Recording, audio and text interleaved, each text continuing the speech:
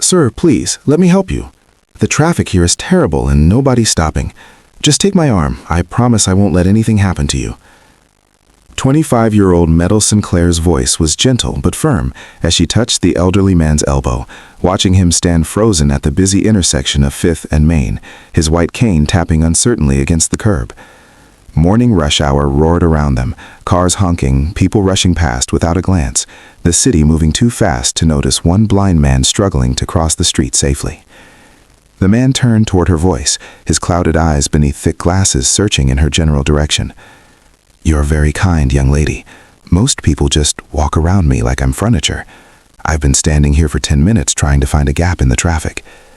"Well, you found me instead," Meadow said warmly, gently guiding his hand to her arm. "We'll go together. I do this crossing every day for work. I know exactly when it's safe." What Meadow didn't know was that 65-year-old Whitman Prescott was indeed someone most people in this city would recognize, the chairman of Prescott Financial Group, one of the most powerful banking institutions in the state. But progressive vision loss over the past 3 years had forced him to navigate the world differently, and he'd learned painful lessons about how quickly people's respect vanished when they perceived weakness or disability. They crossed together, Meadow narrating the traffic patterns, warning about uneven pavement, matching her pace to his careful steps. When they reached the other side safely, Whitman squeezed her arm gratefully. "Thank you. I'm sorry I didn't catch your name." Meadow Sinclair. "And you're welcome, sir. Can I help you get somewhere specific? I have a few minutes before work."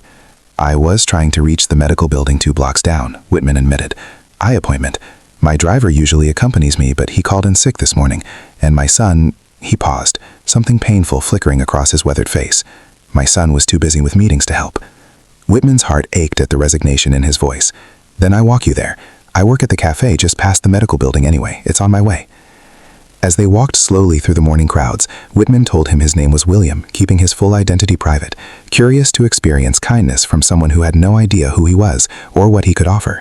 He asked about her work, and Meadow shared that she was a barista saving money to help her mother, who'd been struggling since Meadow's father died 2 years ago. They lived modestly, carefully, but Meadow spoke of her life with warmth rather than complaint. "You have a beautiful spirit," Whitman said as they reached the medical building. "In a world that moves too fast to notice people struggling at crosswalks, you stopped. That matters more than you know." What Meadow didn't know was that Whitman's son, 33-year-old Preston Prescott, was everything his father had hoped he wouldn't become: arrogant, entitled, dismissive of anyone he deemed beneath his status. Preston ran the day-to-day operations of Prescott Financial with ruthless efficiency, but zero compassion, and his treatment of his aging father had grown increasingly calloused as Whitman's vision deteriorated. That evening, Whitman told his wife Cordelia about the kind young woman who'd helped him. "She didn't know who I was, didn't want anything from me, just saw someone who needed help and gave it. When's the last time that happened?" Cordelia, a gentle woman who'd watched her husband's spirit dim under their son's cold ambition, smiled sadly. "Not since you've been unable to hide who you are. Power changes how people see you. They either want something or they're intimidated. But this girl just saw a person." Over the following weeks, Whitman began accidentally being at that same intersection when Meadow passed, and she would always stop, always help, always chat warmly about her day or ask about his appointments. He learned she was working double shifts to cover her mother's medical bills, that she had given up her college dreams to be a caretaker, that kindness was her default setting, despite carrying her own burdens. One day, Whitman asked her about her mother's situation, and Meadow explained the mounting debt from cancer treatments, the medications they couldn't quite afford, the constant stress of choosing between rent and healthcare. "I'm sorry," Whitman said gently. "That must be terrifying." "It is," Meadow admitted, "but complaining doesn't help. You just keep moving forward, you know? Keep helping where you can, keep hoping things will improve." What happened next was Whitman's quiet decision. He had his personal assistant, not his son, research Meadow's mother's medical debt and anonymously pay it through a charitable foundation his wife managed, not as payment for Meadow's kindness, but because he could help and chose to. When Meadow received notice that her mother's debt had been cleared by an anonymous benefactor, she cried for an hour, overwhelmed by the unexpected grace. She told Whitman about it during their next crossing, not knowing he was responsible. "Someone out there just cared," she said, voice thick with emotion. "I don't even know who, but they gave us our lives back. I wish I could thank them." "Maybe," Whitman said softly, "they were thanking you for being the kind of person who stops to help strangers. That kindness goes both ways, Meadow. It circles back." The situation came to a head when Preston discovered what his father had done. He confronted Whitman in the family's home, his voice sharp with anger. "You paid off some random baristas and others' medical bills? Dad, that's $50,000. We have protocols for charitable giving, board approvals." "I don't need board approval to be a decent human being," Whitman said quietly but firmly. "That young woman has helped me cross streets safely for months, asked nothing in return, treated me with dignity when my own son couldn't spare 10 minutes to walk me to a medical appointment." Preston's face flushed. "I'm running a multi-billion-dollar company. I can't drop everything because you need help crossing a street." "You can't spare 10 minutes for your father," Whitman interrupted, pain evident in his voice. "But a 25-year-old working double shifts to save her dying mother could spare 20 minutes every time she saw me struggling. That tells me everything I need to know about character, Preston, and it's not reflecting well on yours." The argument escalated until Cordelia intervened, but something had shifted irreparably in Whitman's view of his son's leadership. Weeks later, Whitman asked Meadow to meet him for coffee. A proper meeting, he said, not just a street crossing. When she arrived at the upscale cafe he'd chosen, she was surprised to see him dressed formally, accompanied by his wife. "Meadow," Whitman said gently, "I haven't been entirely honest with you. My name isn't William, it's Whitman Prescott. I own Prescott Financial Group, and I asked you here because I need to thank you properly and to ask you something." Meadow was speechless, processing this revelation. You're Whitman Prescott? The banker everyone talks about?" "I am," he admitted. "But to you, I was just a blind man who needed help crossing the street. And you gave that help freely, consistently, kindly, asking nothing in return. That's rarer than you know, especially in my world." He explained about the medical debt, about watching her character through months of small interactions, about recognizing leadership qualities his own son lacked, empathy, integrity, genuine care for others.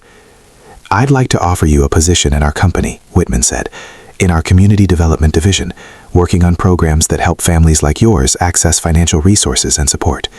You'd need some training, but you have something we desperately need, understanding of what it's like to struggle, and a heart that actually cares about helping people, rather than just processing them." Meadow's eyes filled with tears. "I'm just a barista. I don't have a degree or experience." "You have compassion and integrity," Cordelia interjected gently. "In a company that's lost sight of those values, that's more important than any credential." What Meadow didn't know until later was that Whitman was quietly restructuring his succession plans, increasingly convinced that Preston's ruthless approach was destroying the community-focused institution he'd built. By bringing people like Meadow into leadership, people who understood that banking should serve humanity, not exploit it, he was trying to save his life's work from becoming soulless. Years later, Meadow stood in the Prescott Financial Group headquarters, now directing their community outreach programs that had helped thousands of families. Whitman, older now but still present, watched proudly as she addressed new employees about the company's values. "I met Mr. Prescott at a crosswalk," Meadow said, her voice carrying across the room. "I didn't know who he was. I just saw someone who needed help, and I stopped. That one choice, that one decision to see a person's humanity instead of walking past, changed my entire life. But more importantly, it reminded me that we never know whose life we might touch by simply choosing kindness." After the talk, Whitman approached her. "You know what still amazes me? You didn't help me to get something. You helped because it was right. That's true character, Meadow. That's what this company needs to remember, that people matter more than profit, that dignity matters more than efficiency. Because kindness requires nothing but choice, the choice to see someone struggling and stop, to offer help without knowing who they are or what they can give you, to treat every person with the dignity they deserve simply because they're human. We never know whose life we might transform, whose faith in humanity we might restore, or whose path we might redirect by simply being present for someone who needs us. That's how grace works, quietly, humbly, through small acts that ripple outward in ways we never imagine, changing not just individual lives but entire systems built on those choices to care. If this story touched your heart, please like, share, subscribe, and comment. Let's spread more stories of kindness and hope together.